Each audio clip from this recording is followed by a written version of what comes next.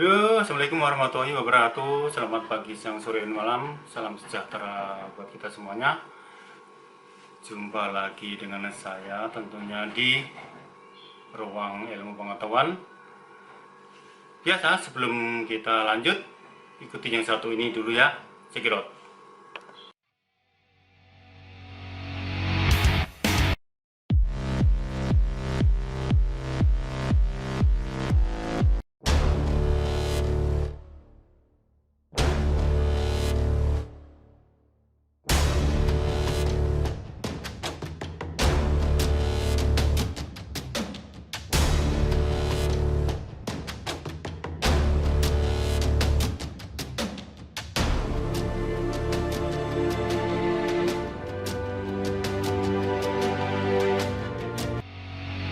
Oke teman-teman, bahasan kali ini adalah kita akan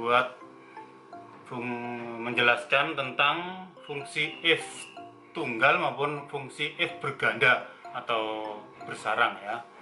Jadi ada if di dalam if. Ini saya punya data, misalnya kita mau bikin grid suatu nilai di suatu SMA, misalnya begitu. Ini katakanlah, ini anggap saja ini adalah data yang benar ya, dianggap data benar ya. Oke, saya punya data yang modelnya begini. Ada nomor, ada nama, ada nilai matematika, nilai IPA, IPS, average, grade, jenis kelamin, keterangan. Nah, ini ada masalah kayak begini ya teman-teman ya.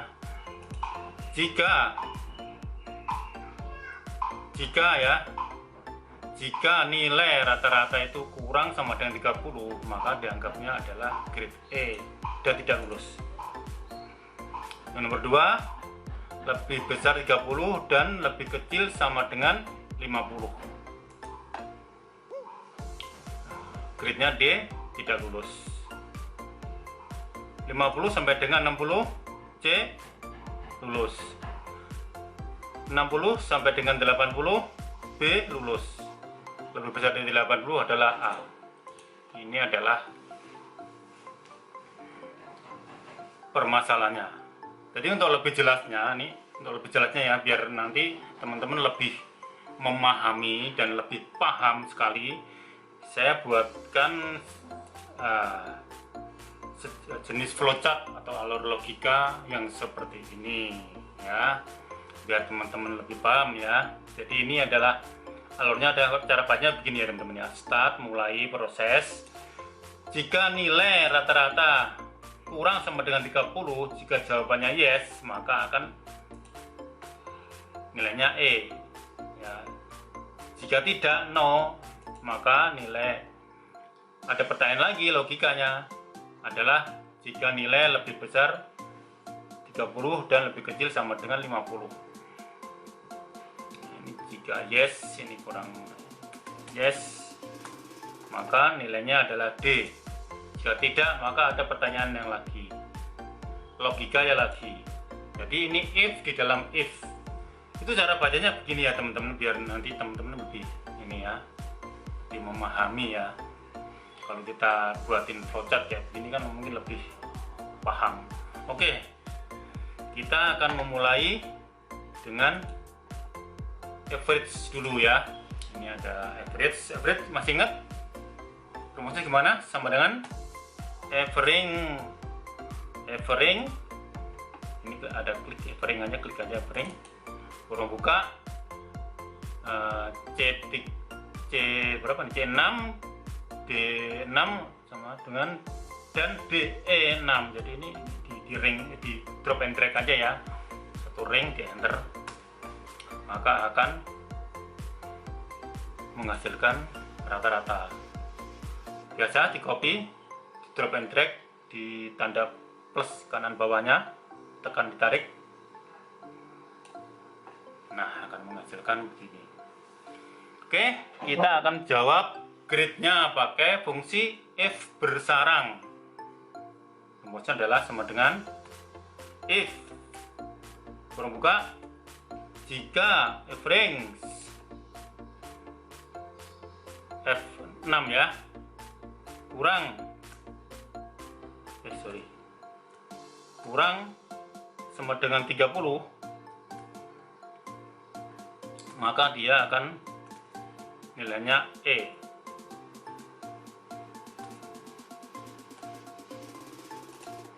Nilainya E ya teman-teman ya.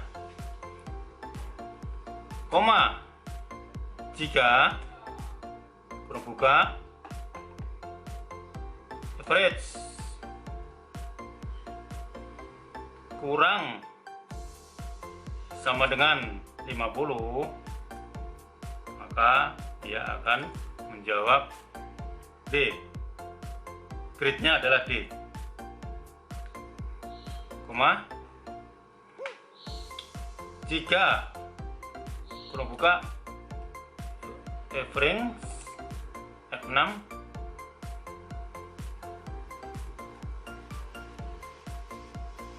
kurang sama dengan 60, maka akan menjawab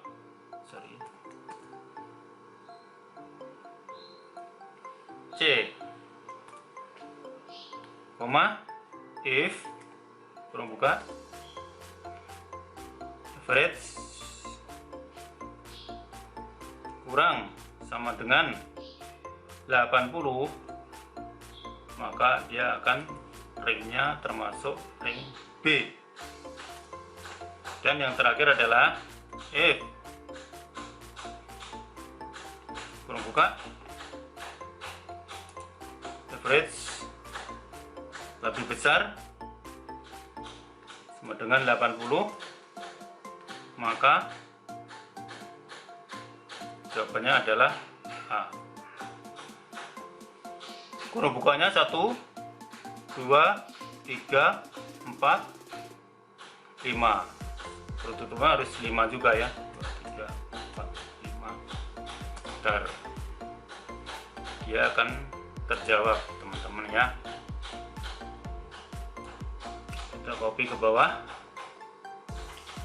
kemudian kita cek, kita coba cek ya. 25 E betul ya, 56 C, nah ini C ya, 50 masuk D ya, D. 88 masuk A ya, A. Begitulah teman-teman ya, kira-kira paham ya teman-teman ya. Ini adalah fungsi if bersarang. Jadi bacanya gini ya teman-teman, jika F6 kurang dan sama dengan 30, maka dia ringnya ring E. Dan jika F6 nya itu kurang sama dengan 50, maka ringnya D. Dan jika F6 atau nilai rata-ratanya kurang sama dengan 60, maka ringnya adalah C. Dan jika rata-rata kurang sama dengan 80, maka ringnya adalah B.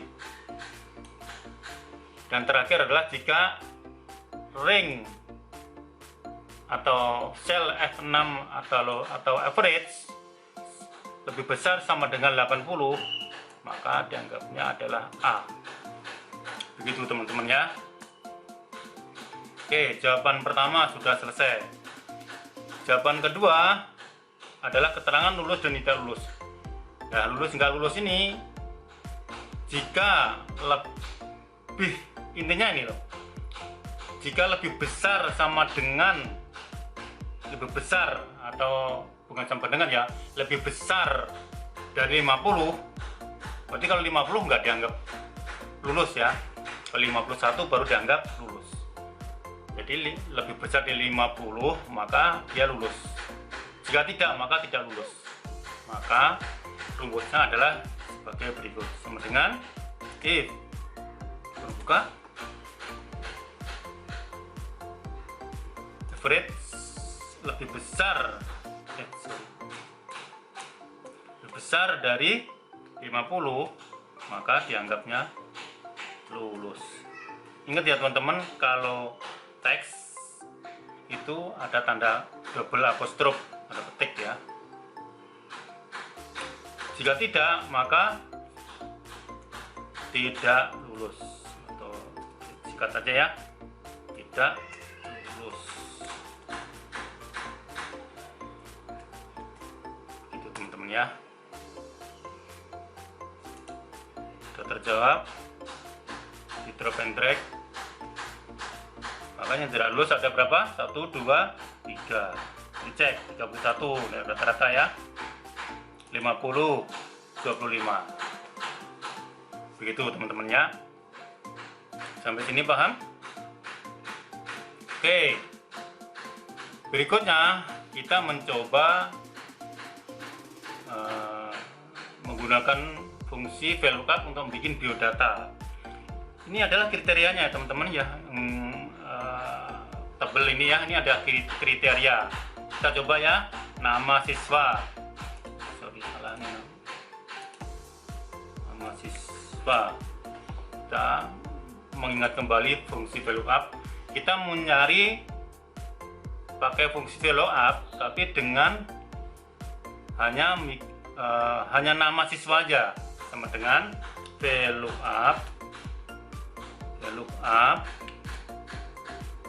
kurung buka kriteria, koma, kita blok ini ya, kita blok ya semuanya aja. Kalau kita mau mencari nama aja berarti di kolom ke 2, 1, 2. Untuk bentar, Rohmat namanya ya. Jangan lupa ya, ini teman-teman, kalau biar yang di absolut kita F14 F4 ya, atau ini dikasih dolar ya. Ini sebenarnya di blok pakai F4 itu bisa sebenarnya sih, dolar. Demikian juga ringnya dikasih dolar, di antara hurufnya dikasih dolar ya, biar absolut ya, biar enggak ya, biar tetap ya. Kita copy aja, tekan tarik, semua akan Rohmat semuanya. Tapi kalau kita mencari nilai matematika ini berarti kolomnya kolom 1, 2, 3. Jadi ini IPA, IPS berarti 3, 4, 5. Kita ganti aja di sini 3,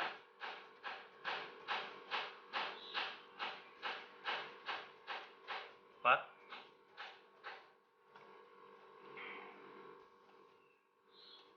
5. Nilai rata-rata 1, 2, 3, 4, 5, 6. Kolom 6 ya. Grade 7 berarti 1, 2, 3, 4, 5, 6, 7. Ini kolom 7. Jadi nggak perlu kita bikin satu-satu ya teman-teman. Copy aja ya biar nggak capek ya. Keterangan 1, 2, 3, 4, 5, 6, 7, 8, 9. Ini 9.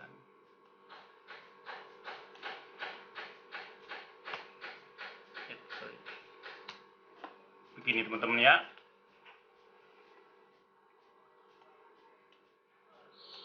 Kita mau memberikan nilai 2 digit di belakang koma, dari sini sebenarnya sudah bisa ya. Oke teman-teman, sekarang udah terjawab fungsi VLOOKUP-nya. Kalau kita mau ganti kriteria di sini bisa, misalnya 3, ntar maka dia akan berubah sendiri ya. 6 sesuai dengan kriterianya, 6 Diana. Kalau misalnya kita 8 siapa nih? Fadli, misalnya begitu. Jadi ini akan berubah secara langsung. Itu yang fungsi VLOOKUP. Dan kalau ini segitu aja ya. Semoga ini semuanya paham, jadi ilmu yang bermanfaat. Bisa saya jelasin di depan itu ada fungsi flowchartnya biar nanti lebih paham. Oke teman-teman, sekian dulu. Terima kasih. Assalamualaikum warahmatullahi wabarakatuh. Tunggu part berikutnya.